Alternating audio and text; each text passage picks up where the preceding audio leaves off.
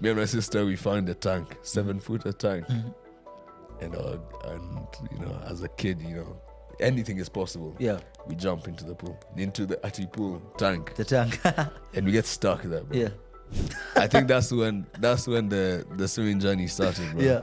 Like I was traumatized. I said, I have to. You can't go through this again. Yeah, I can't go through this again. Yeah. Yes, we been kumbaya for the Lord we praise. Ooh la la, it's a brand new day. If a hater come, we are let him stay. If a demon come for the boom. Hello, guys, and welcome to another episode of the Just to Kick It Is a Blessing podcast. Welcome to the podcast where it's all about time, where we teach, inspire, motivate, and entertain through the art of storytelling. Today is a very special episode for me because I've been wanting to get this friend in the studio for a while, and it's actually a blessing that he's come to grace this podcast. And today is going to be a bit of a different conversation. It won't be too serious. It'll be captivating. There'll be a lot to learn, but it'll also be a friendly conversation between two long-time friends. So without further ado, I will let him introduce himself. Thank you for that, Tupac. Yes, sir. Thank you, friend. Friend. As you said. So, No. I was so about to say something so rude. So I'm going to keep the rude comments. My name is Jesse. Jesse Mwenda. Should I just look directly in the camera? No. It's okay. My name is Jesse Mwenda. Yes. Jesse Mwenda Mugambi. Victor, by the way. Victor. Yeah. That name it doesn't come out a lot. It doesn't come out a lot. Yeah. Vicky. I shouldn't have told you that. Yeah, not You the didn't whole even know night. it. The whole day today, I'm calling you that. You know what? I wouldn't mind it, man. Vicky is a cool name. Yeah. Yeah. Go on. So, I think that's it. So, actually, before I even get to ask you more about yourself, because today is my day to expose you on this podcast. Just as I came to pick you, your mom was telling me about a day how you fell in the tank. Can we just You can, man. tell us a bit about that? We don't talk about that story, man. Yeah? That story is one of those ones that you never forget, man. You know? And she keeps reminding me, because even on your birthday, when I came for dinner with you and your family, it's the same thing she said. Does this thing where she has to tell people That's the true. messed up stuff that we've done as kids, like to connect with our friends. But I think that's how all parents are. Yeah. So now we're in Mombasa. Yeah. Me and my sister. We've gone as a family. Yeah. And we've gone to like a nice small condo. Yeah. That my mom was she used to rent that place out for a bit. Yeah. This place didn't have a pool. Yeah. And when you're 10, 11 years of age, you want to swim and you're in the coast, Yeah, you just want to see. You want to enter the beach, So now we've gone to the beach, we've come back. Yeah. There's no swimming pool there. We want to swim. Mom is like, no, we're not going to take you to the swimming pool. We're not going to take you back to the beach. So what's our next possible option? We look for a water source somewhere. Me and my sister, we found a tank, 7-footer tank. And as a kid, anything is possible. Yeah. We jump into the pool, into the pool tank. The tank. And we get stuck there, bro. Yeah. For about 3 hours, my mom was looking for us. She can't find us. We're screaming, yo, mom, help. Bro, 3 hours, she doesn't find us. 3 hours in that thing, she almost calls the police. Yes. We're looking for our kids. Our kids have gone missing. Yes.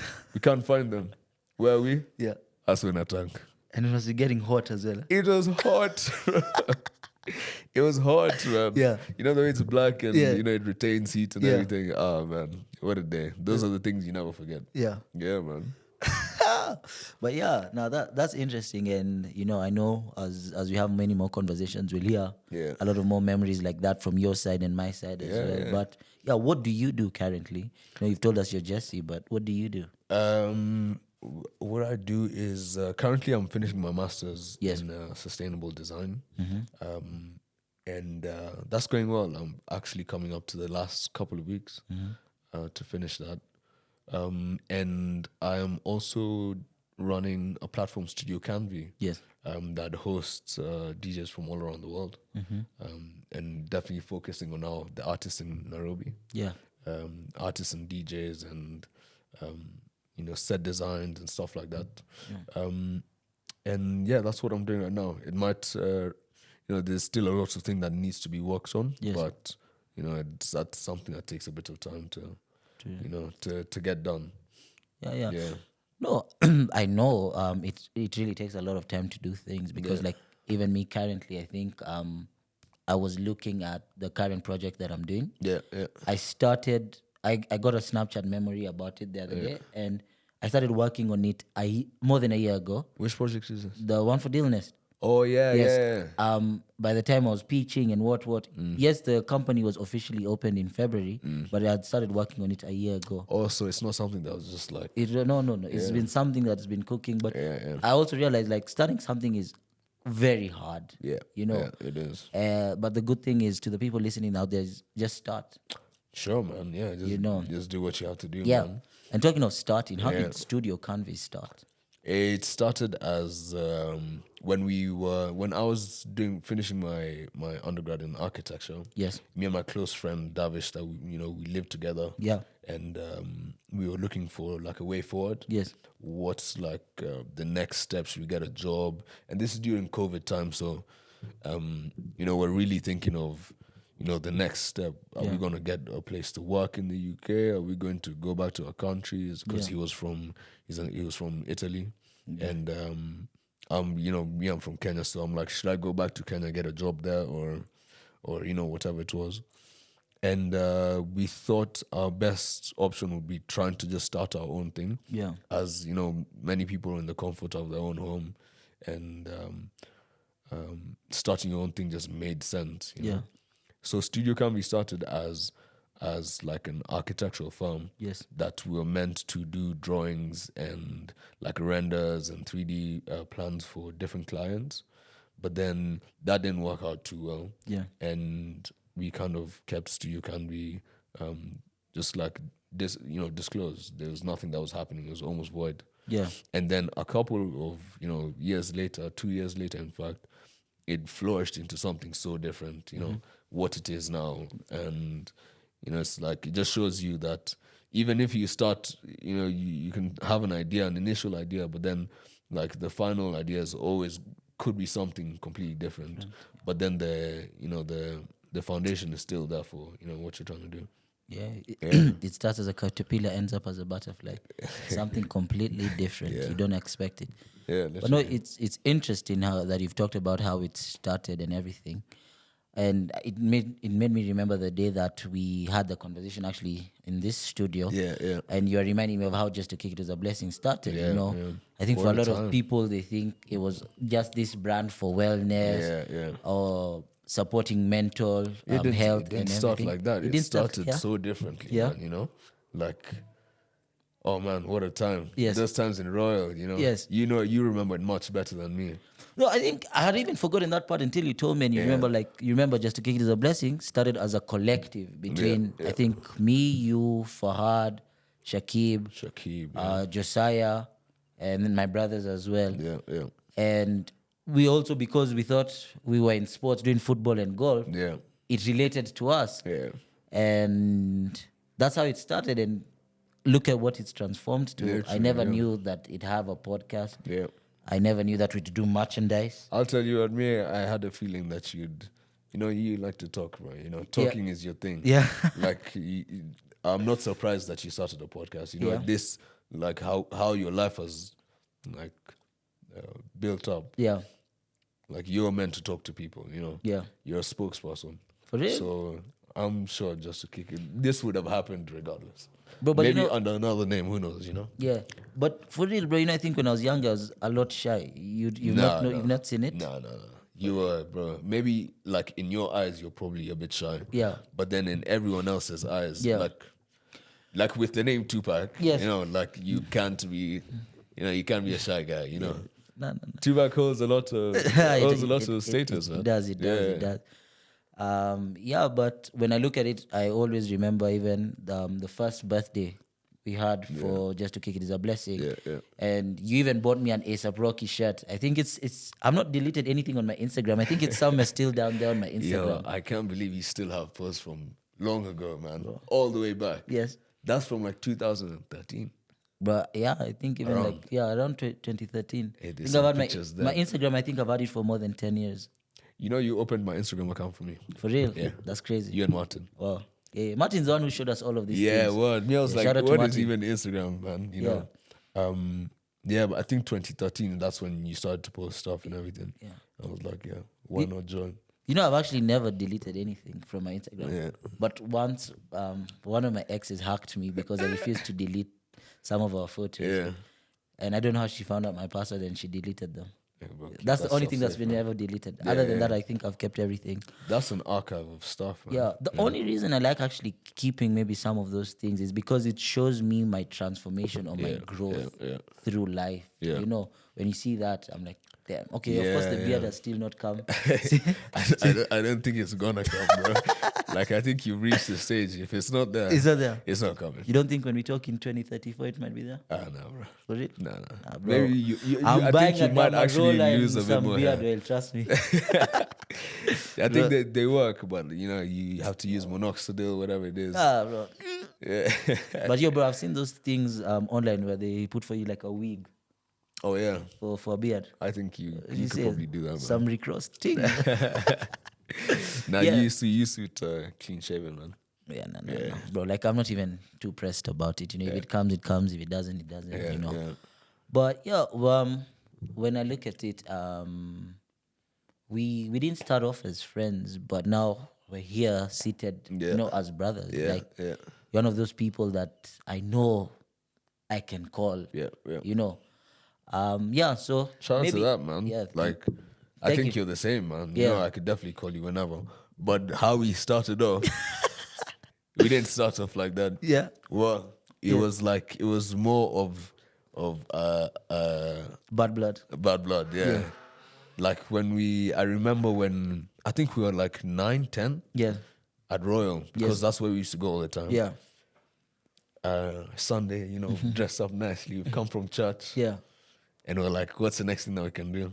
We go, you know, swimming pool, we chill there, and you guys are there at that same time. Yeah. And me, I'm like that. I had not known you guys at that time. Yeah. And I go up and ask you, bro, can I play? And you're like, yeah, let me play. We play. And then I mix you, and you get so vexed, you push me in the pool. How can you do that to a 9-year-old guy? You know, That's crazy. it's different, man. That's different. Someone else would have taken that really badly. Yeah, no. And would have been like, oh yeah. Yeah, no. there's no It'd way. have been bad blood for days. Yeah. But I think it was at the end of that game, we were like, Yeah. I think we became boys after that, bro.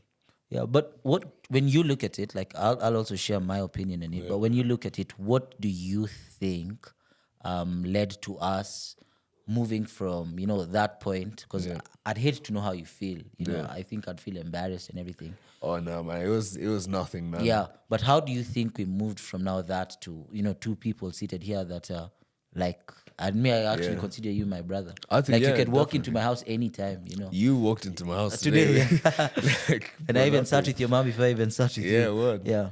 I think it's the growth that we've had from being together so much. Yeah. You know, I think when you do spend time a lot with one particular person, you're bound to end up like creating a connection that, you know, that'll probably never die. Yeah. They usually say 7 years of friendship is like it'll build up to a lifetime, you know. Wow. And Didn't know that. we've known each other for over like close to 20 years, bro, 2 decades. Yeah.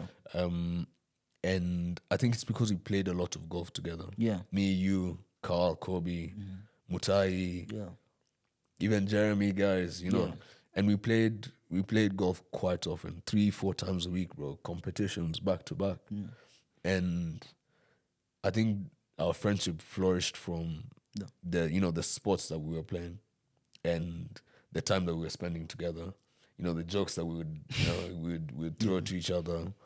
And you know, if that didn't happen, you know, that was a pivotal time for our friendship. Yeah. You know? No, even when I look at it, I wonder how JGF now is. For those who don't listen, it's Junior Golf Foundation. Yeah. And I remember during July and August, it was like there was a tournament every like every week in these different golf clubs. And we had to probably have some, because none of us were driving at that time. We'd have to have someone's parents take us. Yeah, or Irongo. And sometimes we'd have to even stay in someone's house because Yo, do you remember those Bro. 6 o'clock Limuru you can't even see? Literally, yeah. I remember there was a time we played in Mudaiga. Yeah. There was a competition happening in Mudaiga. Yeah. Me, I've slept in your house for, I think, there was competitions for about a month. Yeah. That were happening week after week after week. Yeah. I think there was a time I probably stayed in your house for close to a month. Yeah, no. And waking up, competition, Yeah. golf. Yeah. We go back home, we sleep. And it almost became my house, man. No. Like I said, my house is your house. But Yeah, bro. and I'm actually also very grateful that my parents have been fortunate, and even your parents have been fortunate, just not to open our doors just for your blood kids, but for everyone else. Yeah. But you say that yes, we've known each other for more than a decade. Not more than a decade, but like 2 decades. Yeah, close to, yeah. Yeah, almost 20 years. But for like 8 of those years, you've also not been in the country, Yeah. But how do you think we've managed, to keep a friendship? Because it's, a lot of people, especially maybe the younger people that are listening now this, they're going off to unis in different countries. Yeah, So yeah. how do you think we've been able to keep, a friendship? When you spend time with people when you're much younger, or like a massive amount of time with someone when you're much younger, you create this bond that you can never have when you're grown. Yeah. Like when you're young, you can you can say stuff, you can have like young fun, without being scared of the future. Yeah. And when you have that connection with someone else, it can never die. Yeah. And I think we had that together. And because that was kind of ingrained in our psyche, in our hearts, in our heads and everything, even when I was like, I'm not speaking to you for 5-6 months, I know that in the next 6 months I can be like, yo, Tupac, what's up? How you doing? And it'll be the same exact way because you've seen how I was when I was a kid. Yeah. You've seen how the things I did when I was a kid, the bad things, the good things, and that sticks with you, bro. No, and and I think you're right. Like, I think the experiences you have as a much younger person, especially as a child, they're much different from what you have now. And I think also as a young person, you're really invested in your friendships. As you grow older, you're more a bit focused about now, hey, my life is getting old. I need to look at this. I need to look at this. But, as a kid, it's all about, fun. Exactly. And fun. And I was even just remembering the day that I was coming to pick you up. I know you're gonna and say you jumped some over the dumb balcony. stuff. Yo, chill, bro. And you found Relax, your dad man. downstairs. Now, Lala, it is too embarrassing. Oh, man. There's too many things. There's too many things. But hey, Tupac, we've done stuff in our lives. When we were young, man. And those are the things that you remember. Yeah. And because you were there at that point in time, like we've created a connection that I can't create with someone else. Yeah, I know. It's those fun experiences that you have with different people in your life, or they could be either really like devastating or really, really joyful, whichever it is, either side of the spectrum. You have that experience with them, and they kind of have like a piece of you, within them. And also the other thing I think I like about when you're friends when you're younger, or maybe something that also makes what you said, friends very close when they're young, is when you're young, there's not that aspect of a monetary friendship. Because when we were young, if I had 1,000, it was for both of us. If you had 1,000, it was for both of us. And I remember, even today, if I have 1,000, I probably only have 1,000. No. Even today, But I think it's also because of that thing, and that rapport that we've built over that.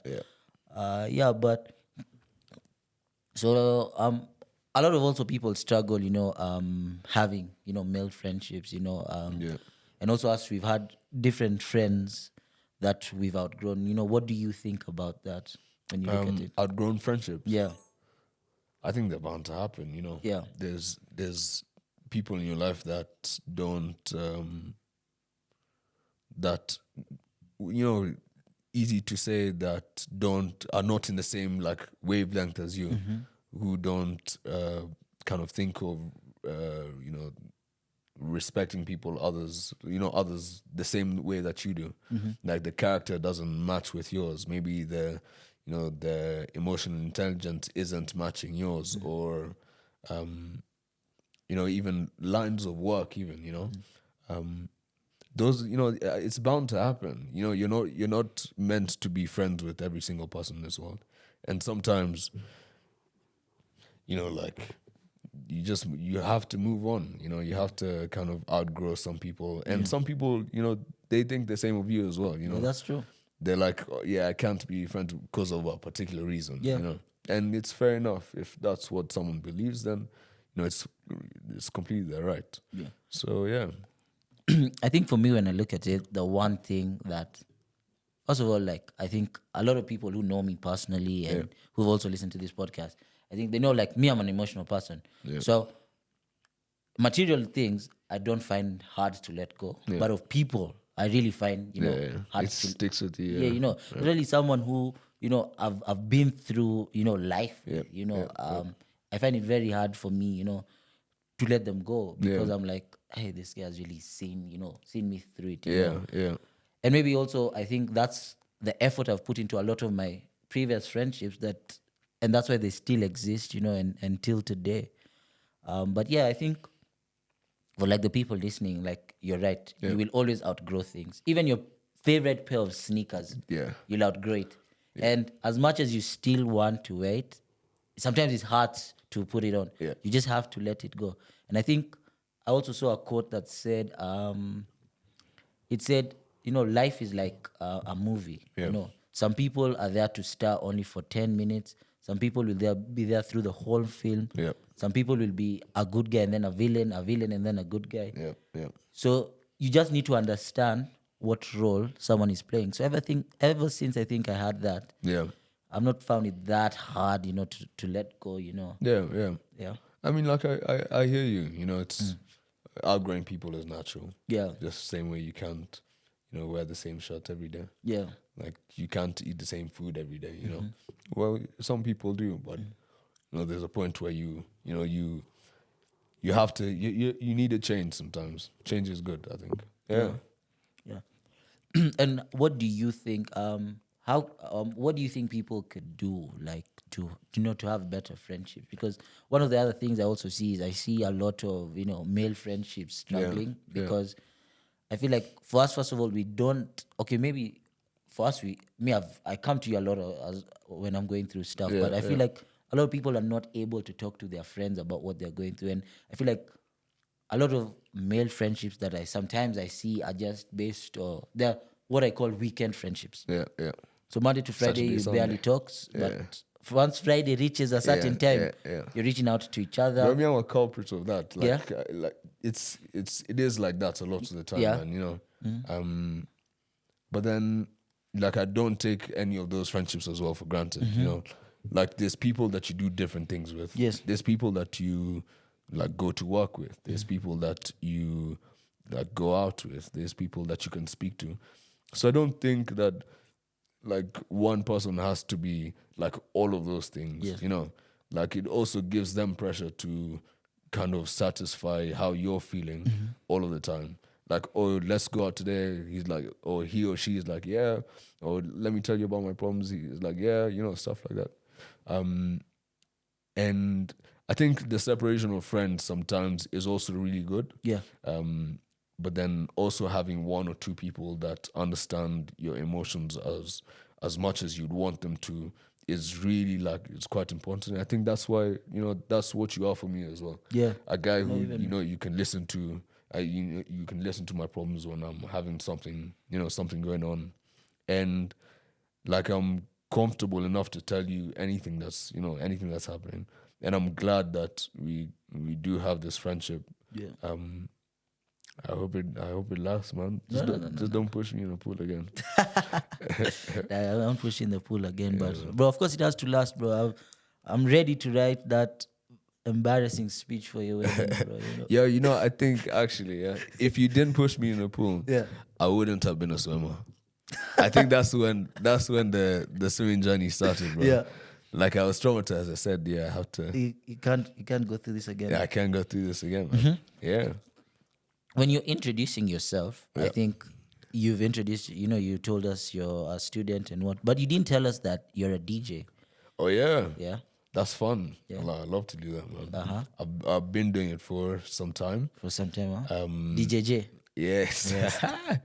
What's your DJ name? Mr. Arkiteck now. Yeah. It used to be Ergo Yeah. when we were way back then. Way you back. know? Yeah. Our first event at Splash. Yes, Flash. Oh man. Yo, the after movie is still there, Yeah, brother, it's you still know? there. Me and Chelsea were there Yeah. behind the decks. And bro, we were playing some tunes, bro. Yes. Yeah, you know? Yeah. And we had a big crowd. That was the first ever time I played an event. And you were there as well. Yeah. What a time, man. And that period where for about like 6 years in high school, 5-6 years, when Shema, like Pierre, all of us guys in Brayside, Yeah. we were very much into music. Yes. And like it's like a lot of us were very much like wanting to do something to do with music. Yeah. But then obviously we kind of, as you say, you outgrow it. But Yeah. then that passion kind of stays with you. Yeah. And that's what happened to me. And I stopped DJing for about like 6 years again. Yeah. 7 years probably. Yeah. And then 2022 came. Yeah. And like just something sparked, and I was like, "Yo, let's try run this one more time. Let's see how, what I can benefit from playing music, because it's something that I've always enjoyed to do." And yeah, man, that's what's happening now, as well. No, I know it's something that you enjoy to do, because even like back in the days, I remember all these house parties that we used to go for. Yeah. You always used to be that guy with the earphone. Yeah. And bro, my Instagram actually has all It this. bro, all it's this like a evidence. story, man. Once your documentary comes out, by the way, yeah. they just need to go to your Instagram story, man. Your posts, all of them. How were you able to mix two different things? Yeah. Like the spectrum is crazy. But- Music yeah. and architecture. Even your name, your DJ name is that. Yeah. How do you even think about Bro, man, it's just something that happened, man. Yeah. It happened the way it did, and it kind of works out quite well. I don't know how it merged. Like when you have two passions that you really enjoy doing, you always find like something to connect them both. Synergy. And like a synergy between the two.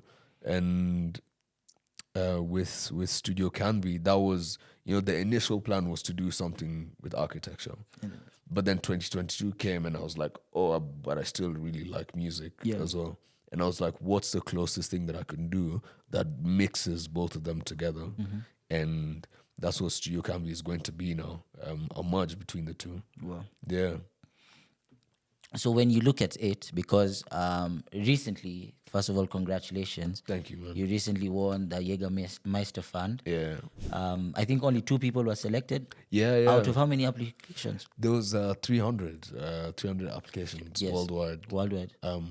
And a lady called Holly Lester and Boyd Slater were the other winners. Yes. And what they're doing is so insane, man. Yeah. Like they're doing like a documentary on nightlife in Northern Ireland. Yeah. And how nightlife is not looked at as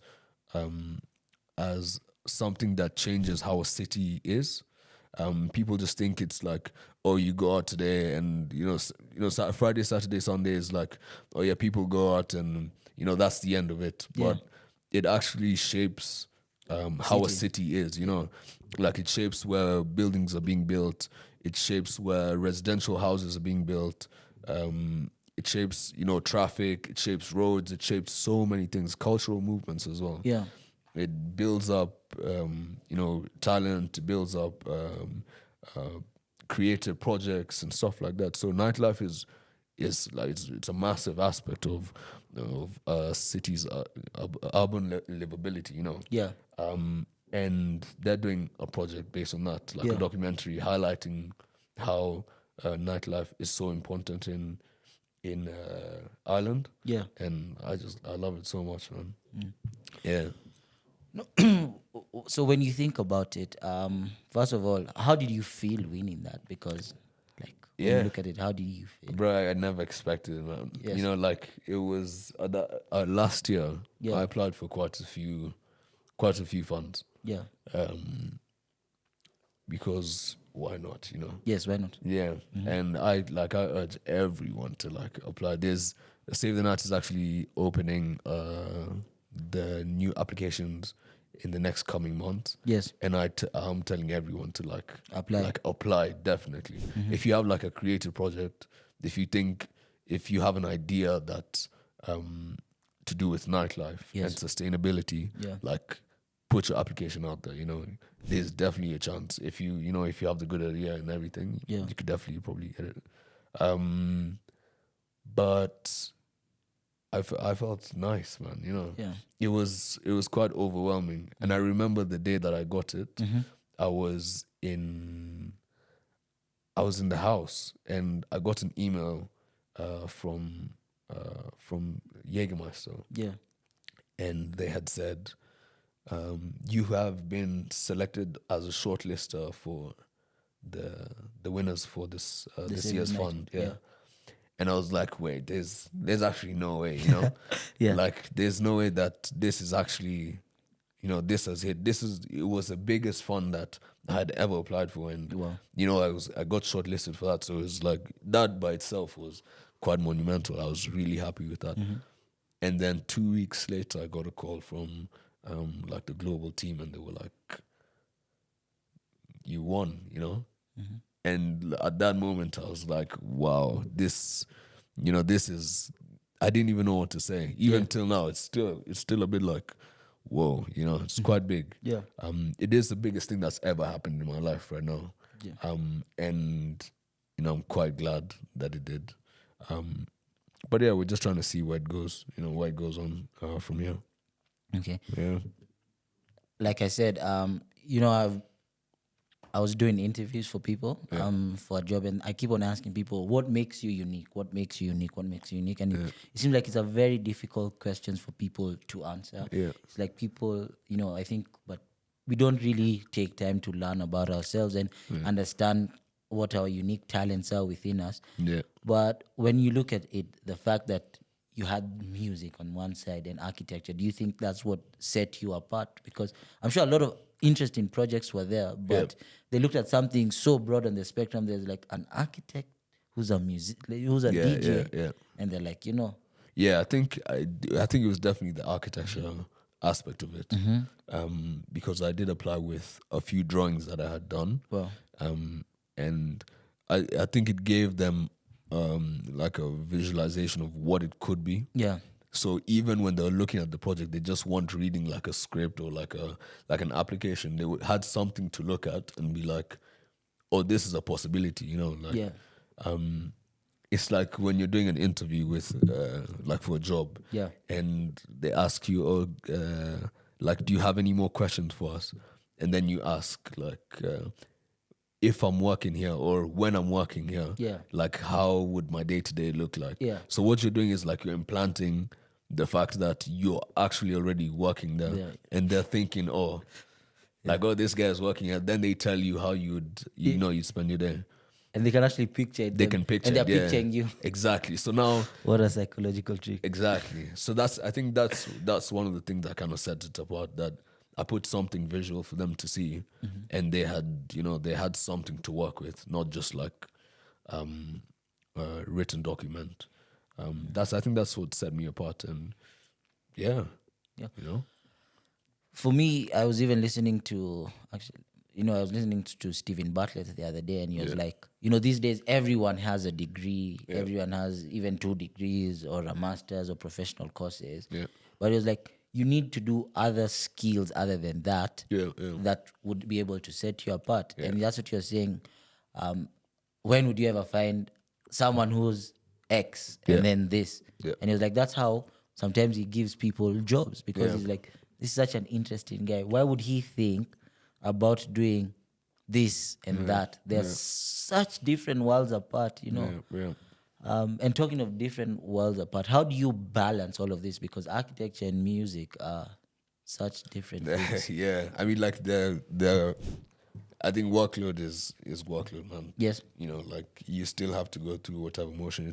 It's a problem that I'm like willing to kind of do. You know, it's whatever how to balance it. I'm school as well. I'm just going through it, man. You know, Yeah. like I can't. There's you know, right now probably just one thing that's holding me down is like the fact that you know, I put a few prayers in every other day just to kind of keep me sane. And you know, just I'm just trying to work through it, man, you know. Yeah. There's no particular like formula that you go through to get a job done, you know. Yeah. You just have to kind of go through the motion and be honest with yourself and just work through the motion, man, you know. Yeah. How are you managing just to kick it? This and work. Yeah, and work. And dealness as well. And wow. so many, you are Bro, actually, I think I do a lot of things. Yeah, but yeah. for me, what I do is these days I believe a lot more in structure. Yeah. So I set time periods to deal with certain things. Yeah, yeah. So like I know Saturday mornings I'll record Just to Kick It Is a Blessing. Yeah, yeah. I know Tuesday morning I'll probably listen to the episode, edit or whatever, so I can upload it either on Wednesday or Tuesday afternoon. yeah. And then I know the rest of the week I work. Yeah. But it also requires sacrifice some days. Like, True. like, you know, last night I was up until like way past 11. Yeah, editing. And no, not editing, but I had a project that was overdue. Yeah, yeah. So it requires a lot of sacrifice. But one thing that also, like you've said, helps me keep sane Yeah. is you have to pray a lot as well. And also I think one thing that I've been fortunate is I've been able to get support from family and friends. Absolutely. Absolutely. Bro, there's one thing that keeps you like on your feet is the support from your family members and your close circle of friends. Like that definitely keeps you in check, man. Yeah. If you're asking the one thing that keeps me balanced is I think the support from like my sister, my girlfriend, and my family, you know. My mom and dad, they're always just there, like, whatever happens, like, remember, just do it with your whole heart. Yeah. And we'll always be there. And, you know, the fact that they have so much confidence in me gives me the confidence to be like, I can actually do whatever I need to do, you know? Yeah. No, I think even for me, like I say, and I continuously say on this podcast, is my family also plays a very big role. Yeah. But most importantly, my dad. Man. Yeah, I keep on saying. You and your dad have come from far, man. Yes, actually. Yeah. Now that I have someone who's known me, just tell them a bit about my relationship with my dad and now how it is. Because I know they think it's all, you know. Yeah. From the outside, you can think, oh yeah, everything's smooth. Yeah. But you guys have had like really good times, but you've also had like really tough times where you guys used to like. You know, there's a point where you're having a lot of arguments with each other. Yeah. But then I think that's what happens when you're like a young teen. Like everyone fights with their dad every so often, you know, like there's that high testosterone. Yeah, literally, it's just classic, man. You know, like the age from 12 to about like 18, bro. Like there's so much. The development in a young boy is crazy, you know. So I think that's where, you know, the clash was happening. But then right now you guys have formed this like such a beautiful relationship with each other. Yeah. Where like you're working together, you're consulting with each other what you're doing. Like you play golf together. You know, we beat you. Relax, bro. No, let me actually just tell you. Relax. So guys, the other day, like a few days ago, we played golf. It was me, my brothers, Carl and Kobe, Jesse, and my dad. Yeah. And you know, in golf, you can't play 5-ball, guys. So for those guys who understand, you can only play 4 balls in golf. So me and my dad had to play alternate shots. So we had to hit the same ball. So I hit, then he hits, then he hits. And imagine we ended up beating this guy. Yeah, but you guys, you played golf. Some good golf, though. You played golf. You know, I'll give it to you, man. Yeah. You guys actually played, and your dad saved you. I don't think you saved him, bro. Nah, he saved me, but I also saved him, bro. I was thinking those parts as well. It was a good team. Yeah. But I think the fact that you guys are doing all this stuff together, like it shows that you actively want to be a part of his life and he wants to be a part of your life. And they say that a son is the one who's meant to kind of reach out to the pops to build that relationship, and you've done that like beautifully. It's something great to look up to, man. And for real, we'll actually this season he definitely has to appear on the podcast, and we definitely have to have a conversation. What is he saying about that, brother? He's gonna come. No, we have, but then we was actually meant to appear even before this one. Yeah.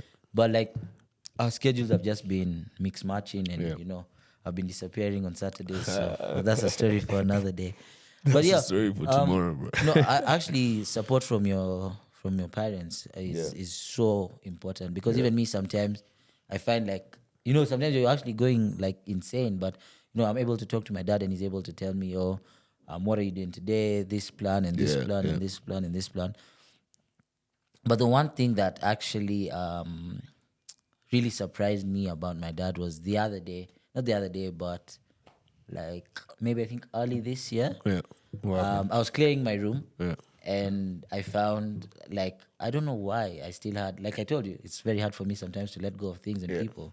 So I still had a lot of like letters from you. one of my people. You know what I'm saying? One of your people. So I had a conversation with my friend Ahmed Farah, and he was like, bro, like you need to let go of some things because I don't know. I think you need space to bring other stuff in. And it was such a weird conversation because it was out of the blue. I didn't understand why he was telling me that. Yeah. So just one day I just went downstairs, lit a kajiko, and just was burning because I was like, you can't throw these things away. Someone can chuck them and expose me badly. And it was the person who was worse. You know what I'm saying? Yeah, and bro, the guy just came. He found me at the Jiko lighting things, and he just sat with me and he's like, I don't know what you're doing. I won't ask. It looks a bit emotional, but I'm just here to give you support. And he sat with me there for like an hour and a half. Wow, man. And I was like, damn, that's really nice. Yeah, that's deep. Yeah. Like for obviously, like that's the epitome of like male friendship. Yes, as you said. Yeah. Like you've built a friendship with your dad. And that thing, you hold that really dear because like he's your father. He has brought you into this world. Yeah. And he's giving you the emotional support that you need. Mm-hmm. He's giving you the mental support that you kind of require to do what you're doing right now. And shout out to Uncle Fred, man. Yeah, really great guy. And I shout out to him. Yeah. And for you, when you look at it, one day when you God blesses you maybe with a child. Yeah.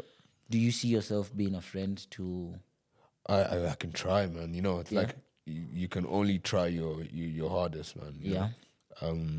But I hope that I can, give my kid the things that he would want. Yeah. Or she would want. Yeah. And just be able to provide for them in like a loving way. But I know there's going to be times. Like 12 to 15 to 18, it'll be hard because we know how we were with our parents, man. It's a recurring cycle. There's no kid who's been like the best kid when they're 15 years of age. Bro, the crazy thing is people keep on telling me that, you guys, you think you put your parents through bad things. Just wait for your kids, the things they'll put you through. Literally, man. And then nobody scratch my head and say, God. Yeah, and yours is coming soon, bro. a few years. Huh? Don't say that. It has to be planned. As long as it's planned, it's fine. Yeah.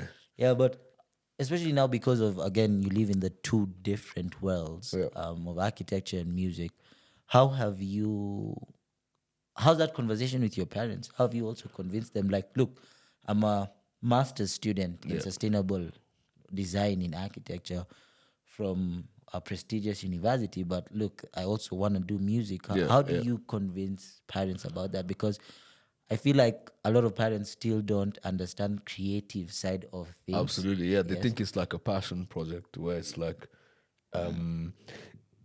it's hard to convince. Yes. Like, someone who thinks that the creative industry is still not flourishing. Yes. as I've said about nightlife is something that is quite pivotal to how a city is. Yeah. Same as creativity, Yeah. For a young person who may not want to only do like anything serious in education, like creativity is the one way that they can express what they want to, what they want to do. And our parents are my parents right now. Yeah. Are learning about that now. They're understanding that, like music and videography and painting and stuff like that is, it's not something you just overlook. It's a way of giving yourself to, to the world, by creating something, and by by telling them this in that aspect. Yeah. They're very like supportive and being like, architecture is a thing that I've done since I was like 18, man. No, for real. I know. Like I remember even that wooden pinball machine that you made. Yeah. And we used to love coming to your house to play the pinball machine. Yeah. That was sick. It's still at home, but Yeah, that's crazy though. But then it's because I also did a few years of work, so I got a bit of experience. Yeah. And understanding that I didn't fully want to kind of waste the opportunity of sitting down and like in an office and just working the whole week. Yeah. I also wanted to do something that was quite, that was fun, Yes. that I love to do. And Yeah. music was the one, Yeah. And by explaining this to them and telling them I'm merging my career and my hobby together, Yeah. it's something that, they are so supportive about. It's our parents' dream for the kid to do what they want to do and what they need to do at the same time, Yeah. So yeah, they're pretty cool. Do you think maybe the issue that like parents or guardians may have Yeah. is maybe someone wanting to be a creative but without a plan? Because you see, for you, Yeah. as much as you're doing this thing as a creative, Yeah. you have a plan. I've seen your plans. I've seen you drawing. I've seen you saying this and this needs to happen. This Yeah. and this needs to happen. This one needs to be released on this day. Yeah. We need to do promo for this. Yeah. Do you think that? I mean, like everything, as you said, has a structure. Yeah. But creativity, you can't tell your creativity to switch on today. Yes. Like it just flows when Yeah. it flows. Like writers have this thing called author's block, where Yeah. like there's periods for months, Yeah. probably even years, Yeah. where you can go without writing, and then one day you sit down and you write a masterpiece. Yeah. So, like you need to obviously have a structure for, let's say, if you're doing something that requires a structure, but if you're trying to express yourself in a certain way, there's no structure for that. You do what you want to do when you want to do it, and that's what like creation is. You create when you want to create. You don't like wait for like Monday morning to create. You do it on like Thursday at 4 a.m. Like whenever it hits, that's when it hits. Yeah. And yeah, that's what creativity is in my eyes. Yeah, but I think for me, what I'd also say is, as much as you're being a creative, I think, like you say, structure and a plan. Yeah. Because if you also look at it, I think one of the best artists of our time is probably Drake. Yeah. But in my opinion, Arguable, yeah. yeah. But I think the guy has also understood the business aspect of creativity. Yeah, yeah. Yeah. Absolutely, yeah. Yeah, and that's why he's where he is. He's doing his numbers because he's understood that, look, as much as I'm trying to be a creative here, there's a business aspect to it. Yeah. And you see, there's the numbers as well. I mean, like he's definitely reached a stage where if he is not thinking of those things, like he's putting himself in a bit of a hole. So, or like he has to be quite, quite conscious of what what he does in his business, what how he releases music, stuff like that. Yeah. But then yes, obviously at a stage you have to think about stuff like that. Yeah. But at the beginning, that's only just going to stump your creations for anything, if you think about how I should structure this and this and this, you get sucked into perfectionism, which is creativity's worst like nightmare. Yeah.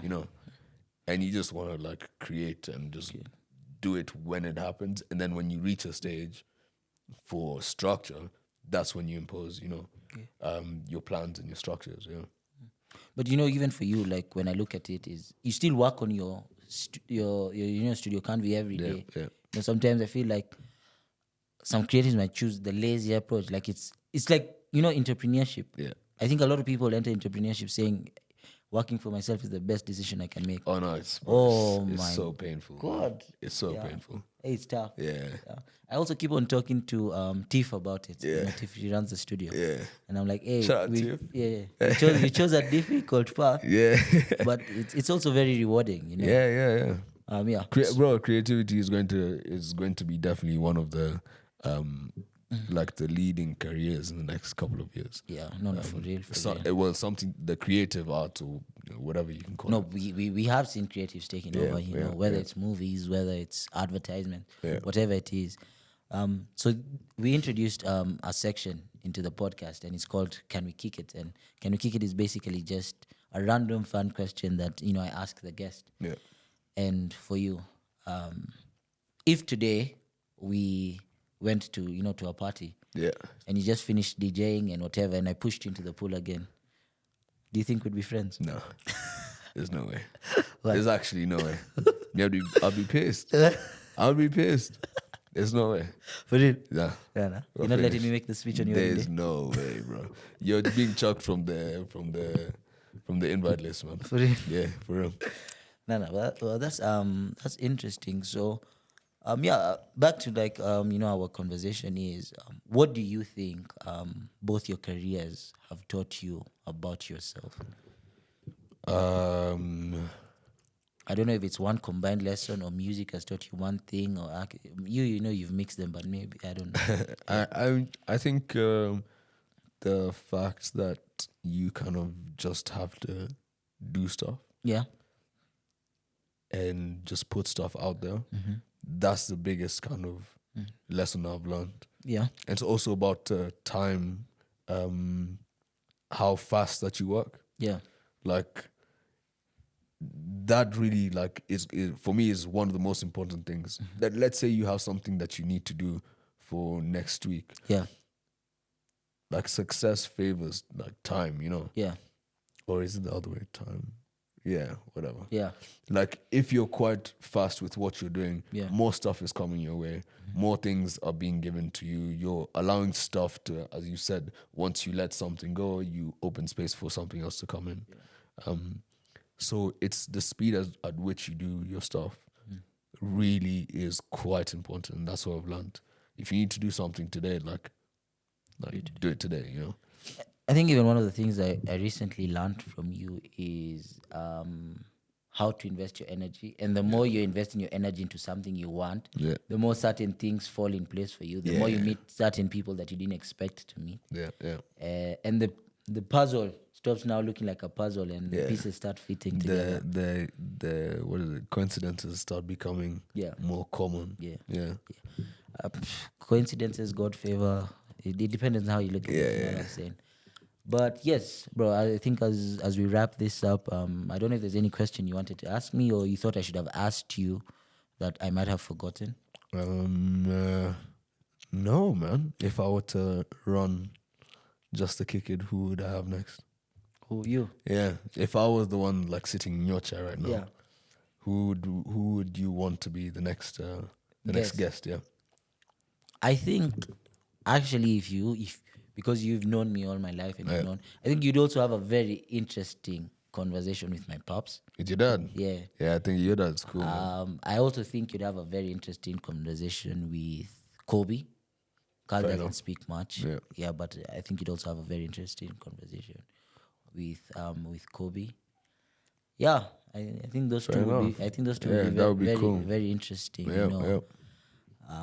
Yeah. So, I don't know if you have any last words for the people listening. No, man. I'm good. Yes. I'm very good. Yeah. This was really cool.